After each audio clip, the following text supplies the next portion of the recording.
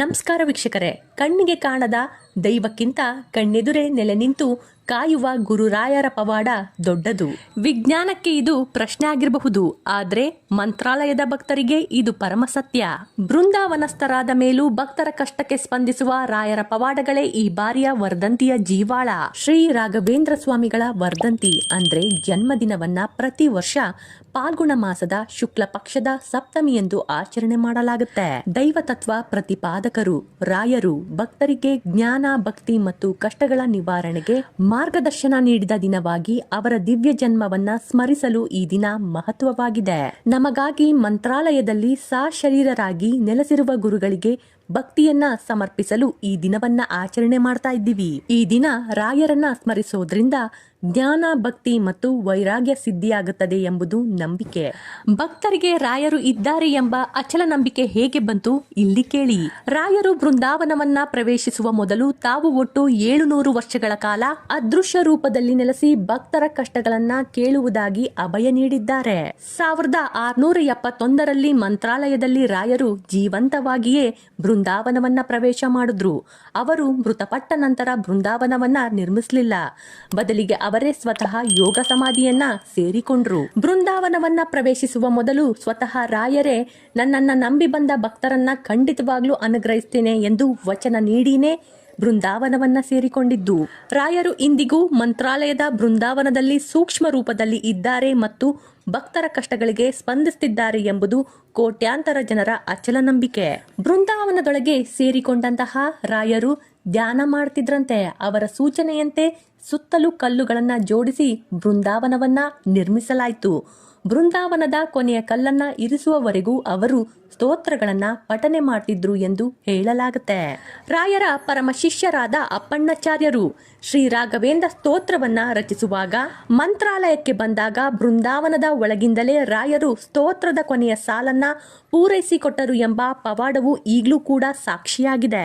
ರಾಯರ ಪರಮ ಶಿಷ್ಯ ಅಪ್ಪಣ್ಣಾಚಾರ್ಯರು ತುಂಗಾಭದ್ರಾ ನದಿಯ ಪ್ರವಾಹದಲ್ಲೂ ನದಿಯನ್ನ ದಾಟಿ ಬರಲು ರಾಯರ ಮೇಲಿನ ಭಕ್ತಿಯೇ ಕಾರಣ. ಅಂದ್ರೆ ಇನ್ನೂ ಸುಮಾರು 300ಕ್ಕೂ ಹೆಚ್ಚು ವರ್ಷಗಳ ಕಾಲ ಅವರು ಇಲ್ಲಿ ಚೈತನ್ಯ ರೂಪದಲ್ಲಿ ಇರ್ತಾರೆ ಎಂಬುದು ಈ ನಂಬಿಕೆಯ ಮೂಲ. ಗುರುರಾಯರು ಸಶರೀರದೊಂದಿಗೆ ಬೃಂದಾವನಸ್ಥರಾಗಿ 339 ವರ್ಷಗಳು ಉರುಳಿವೆ. ಅಂದ್ರೆ ಕಲಿಯುಗದ ಕಾಮಧೇನು ಗುರುರಾಯರು ಬೃಂದಾವನದಲ್ಲಿ ಇನ್ನೂ 370 ವರ್ಷಗಳ ಕಾಲ ಇದ್ದು ಸರ್ವರನ್ನ ಸಲಹುತ್ತಾರೆ ಎಂಬ ನಂಬಿಕೆ ಭಕ್ತರದು. ಇದರಂತೆ ರಾಯರು ಭಕ್ತರನ್ನ ಕಾಪಾಡ್ತಾ ಬಂದಿದ್ದಾರೆ. ರಾಯರು ಬೃಂದಾವನಸ್ಥರಾದ 200 ವರ್ಷಗಳ ಬಳಿಕ ಭಕ್ತರಿಗೆ ದರ್ಶನ ನೀಡಿದ ಹಲವಾರು ಉದಾಹರಣೆಗಳಿವೆ. ಜನ ಯಾಕೆ ರಾಯರನ್ನ ಅಷ್ಟು ನಂಬ್ತಾರೆ ಗೊತ್ತಾ? ಅವರನ್ನ ಕೈಗೆಟುಕುವ ದೇವರು ಅಂತ ಕರೀತಾರೆ. ರಾಯರು ದೇವರಿಗಿಂತಲೂ ಹತ್ತಿರದವನಾಗಿ ಒಬ್ಬ ಗುರುವಿನಂತೆ ಭಕ್ತರ ಕಷ್ಟಗಳಿಗೆ ತಕ್ಷಣ ಸ್ಪಂದಿಸ್ತಾನೆ ಎಂಬ ಭಾವನೆ ಭಕ್ತರಲ್ಲಿದೆ. ರಾಯರನ್ನ ಕಲಿಯುಗದ ಕಲ್ಪವೃಕ್ಷ ಮತ್ತು ಕಾಮಧೇನು ಎಂದು ಕರೀತಾರೆ. ಭಕ್ತರು ತಮ್ಮ ಕಷ್ಟಗಳನ್ನ ಅವರ ಮುಂದೆ ಹೇಳಿಕೊಂಡಾಗ ಅವರು ಇಂದಿಗೂ ಸ್ಪಂದಿಸಿ ಪರಿಹಾರ ನೀಡ್ತಾರೆ ಎಂಬ ಗಾಢವಾದ ನಂಬಿಕೆ ಈಗ್ಲೂ ಇದೆ. 1 ನಿಮಿಷ ರಾಯರಿದ್ದಾರೆ ಅಂತ ಮನಸ್ಸಲ್ಲಿ ಹೇಳ್ಕೊಂಡ್ರೆ ಸಾಕು, ಕಷ್ಟಗಳು, ರೋಗ ರುಜಿನಿಗಳು ಮತ್ತು ನಕಾರಾತ್ಮಕ ಶಕ್ತಿಗಳು ರಕ್ಷಣೆ ಸಿಗುತ್ತದೆ ಎಂಬುದು ನಮ್ಮ ನಂಬಿಕೆ. ನಾನು ಒಬ್ಬಂಟಿಯಲ್ಲ, ನನ್ನ ಹಿಂದೆ ರಾಯರಿದ್ದಾರೆ ಎಂಬ ಧೈರ್ಯ ಭಕ್ತರಲ್ಲಿ ಆತ್ಮವಿಶ್ವಾಸವನ್ನ ಹೆಚ್ಚಿಸುತ್ತೆ. ಕೆಲವರು ಹೇಳೋ ಪ್ರಕಾರ ರಾಯರು ಭಕ್ತರಿಗೆ ಆಗಾಗ್ಲೇ ಕನಸಿನ ಮೂಲಕ ಅಥವಾ ವಿವಿಧ ಸೂಚನೆಗಳ ಮೂಲಕ ತಮ್ಮ ಉಪಸ್ಥಿತಿಯ ಅನುಭವವನ್ನ ನೀಡಿದ್ದಾರೆ ಎಂಬ ನಂಬಿಕೆನೂ ಇದೆ. ರಾಯರು ಇದ್ದಾರೆ ಎಂಬ ನಂಬಿಕೆ ನಮಗಷ್ಟೇ ಇಲ್ಲ, ಬ್ರಿಟಿಷ್ ಅಧಿಕಾರಿನೇ ನಡಗಿ ಹೋಗಿದ್ದಾನೆ. ಅದು ಹೇಗೆ ಗೊತ್ತಾ? ಇಲ್ಲಿ ಕೇಳಿ. ಬ್ರಿಟಿಷ್ ಅಧಿಕಾರಿ ಸರ್ ಥಾಮಸ್ ಮನ್ರೋ 1800ರಲ್ಲಿ ಮಂತ್ರಾಲಯದ ಭೂಮಿಯನ್ನ ವಶಪಡಿಸಿಕೊಳ್ಳಲು ಬಂದಾಗ ರಾಯರು ಬೃಂದಾವನದಿಂದ ಹೊರಬಂದು ಅವರೊಂದಿಗೆ ಇಂಗ್ಲಿಷ್ನಲ್ಲೇ ಸಂಭಾಷಣೆ ಮಾಡಿದ್ರಂತೆ.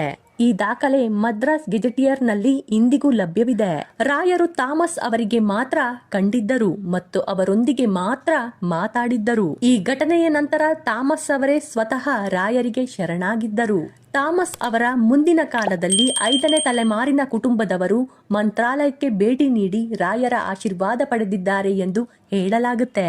ಇದು ರಾಯರು ಇನ್ನು ಅದೃಶ್ಯ ರೂಪದಲ್ಲಿ ಬೃಂದಾವನದಲ್ಲಿ ನೆಲೆಸಿದ್ದಾರೆ ಎಂಬುದಕ್ಕೆ ಇದು ಪುಷ್ಟಿ ನೀಡುತ್ತೆ. ಒಮ್ಮೆ ಆಂದೋನಿಯ ನವಾಬ ರಾಯರನ್ನ ಪರೀಕ್ಷೆ ಮಾಡೋಕೆ ಅಂತಾನೆ ಮಾಂಸದ ತಟ್ಟೆಯನ್ನ ನೈವೇದ್ಯವಾಗಿ ಇಟ್ಟಿದ್ದಂತೆ. ರಾಯರು ಅದರ ಮೇಲೆ ತೀರ್ಥ ಪ್ರೋಕ್ಷಣೆ ಮಾಡಿದಾಗ ಆ ಮಾಂಸ ಹೂವು ಮತ್ತು ಹಣ್ಣಾಗಿ ಬದಲಾಯ್ತಂತೆ. ಇದರಿಂದ ಪ್ರಭಾವಿತನಾದ ನವಾಬನು ರಾಯರಿಗೆ ಮಂತ್ರಾಲಯದ ಮಾಂಚಾಲೆ ಗ್ರಾಮವನ್ನ ದಾನ ನೀಡಿದ್ನಂತೆ. ರಾಯರ ವೇದ ಮಂತ್ರಗಳ ಶಕ್ತಿಯನ್ನ ಪರೀಕ್ಷೆ ಮಾಡೋಕೆ ಅಂತ ಒಬ್ಬ ವ್ಯಕ್ತಿ ಒಣಗಿದ ಒನಕೆಯನ್ನ ಇಟ್ಟಾಗ ರಾಯರು ಅದಕ್ಕೆ ಮಂತ್ರಾಕ್ಷತೆ ಹಾಕಿ ನೀರು ಪ್ರೋಕ್ಷಿಸಿದ ತಕ್ಷಣ ಅದು ಚಿಗುರು ಎಲೆಯಾಗಿ ಬದಲಾಯಿತಂತೆ. ಇಷ್ಟೆಲ್ಲ ಯಾಕೆ, ಗುರುರಾಯರ ಪತ್ನಿನೇ ಆತ್ಮಹತ್ಯೆಯನ್ನ ಮಾಡಿಕೊಳ್ತಾಳೆ. ಸನ್ಯಾಸಾಶ್ರಮದ ಸುದ್ದಿ ತಿಳಿದ ತಕ್ಷಣ ಮನನೊಂದ ಪತ್ನಿ ಸರಸ್ವತಿ ಬಾವಿಯಲ್ಲಿ ಬಿದ್ದು ಆತ್ಮಹತ್ಯೆಯನ್ನ ಮಾಡಿಕೊಳ್ತಾಳೆ. ಆಕೆ ಪಿಶಾಚಿ ಜನ್ಮ ತಾಳಿ ಶ್ರೀ ರಾಘವೇಂದ್ರ ಸ್ವಾಮಿಗಳ ಬಳಿ ಬರ್ತಾಳೆ.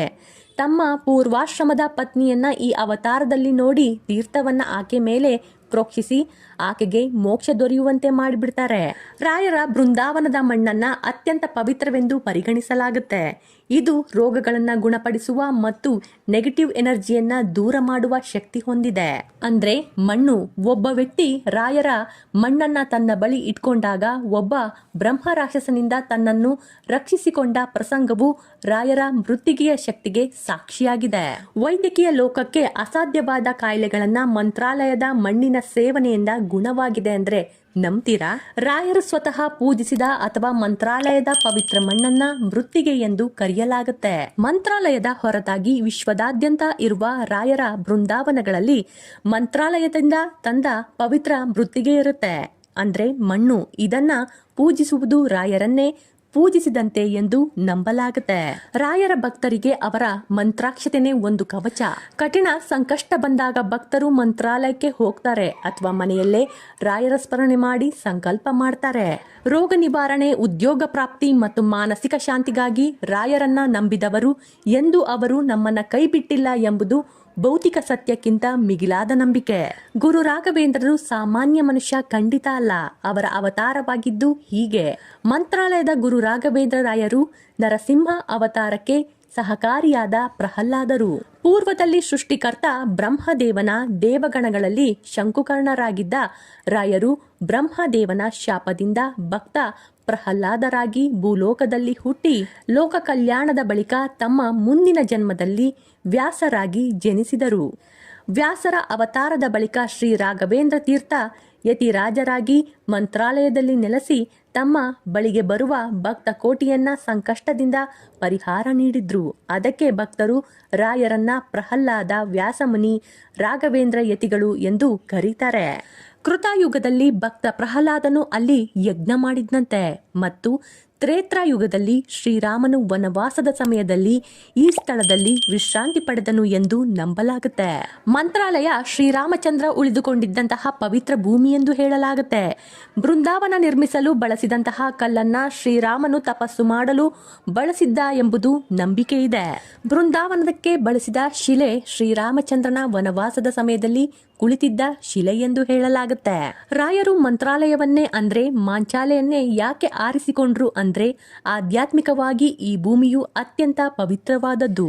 ನೀವೇನಾದ್ರೂ ಮಂತ್ರಾಲಯಕ್ಕೆ ಹೋಗ್ತಾ ಇದ್ರೆ ಮೊದಲು ಗ್ರಾಮ ದೇವತೆಯಾದಂತಹ ಮಾಂಚಾಲಮ್ಮನ ದರ್ಶನ ಪಡೆದು ನಂತರ ರಾಯರ ದರ್ಶನವನ್ನ ಪಡಿರಿ.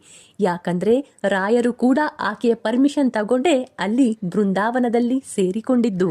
ಮಂತ್ರಾಲಯದಲ್ಲಿ ರಾತ್ರಿ ಸಮಯದಲ್ಲಿ ಗೆಜ್ಜೆ ಸದ್ದು ಕೇಳಿಸುತ್ತೆ ಅಥವಾ ರಾಯರು ಸಂಚಾರ ಮಾಡಿದ ಅನುಭವ ಆಗುತ್ತೆ ಅನ್ನೋರು ಬಹಳಷ್ಟು ಜನ ಇದ್ದಾರೆ. ರಾಯರು ಹನುಮಂತನ ಅವತಾರವಾದ ಮಧ್ವಾಚಾರ್ಯರ ಪರಂಪರೆಗೆ ಸೇರಿದವರು. ಅವರು ಸನ್ಯಾಸ ಸ್ವೀಕರಿಸಿದ ಮೇಲೆ ಪಡೆದ ತಪೋಶಕ್ತಿಯಿಂದ ತಮ್ಮ ಆಯುಸ್ಸನ್ನ ಹೆಚ್ಚಿಸಿಕೊಂಡು ಲೋಕ ಕಲ್ಯಾಣಕ್ಕಾಗಿ ಬೃಂದಾವನದಲ್ಲಿ ನೆಲೆಸಿದ್ದಾರೆ ಎಂದು ಹೇಳಲಾಗುತ್ತೆ. ರಾಯರು ಇದ್ದಾರೆ ಎನ್ನುವುದಕ್ಕೆ ಯಾವುದೇ ವೈಜ್ಞಾನಿಕ ಪುರಾವೆಗಳಿಗಿಂತಲೂ ಸಂಕಷ್ಟದಲ್ಲಿದ್ದಾಗ ಅವರ ನಾಮಸ್ಮರಣೆ ಮಾಡಿ ಪವಾಡದ ರೀತಿಯಲ್ಲಿ ಪಾರಾದ ಸಾವಿರಾರು ಸಾಕ್ಷಿಗಳಿವೆ. ನಂಬಿದವರಿಗೆ ಇಷ್ಟಾರ್ಥ ಸಿದ್ಧಿ ಎಂಬ ಮಾತಿದೆ. ಇದು ರಾಯರ ವಿಷಯದಲ್ಲಿ ಸತ್ಯವಾಗಿದೆ.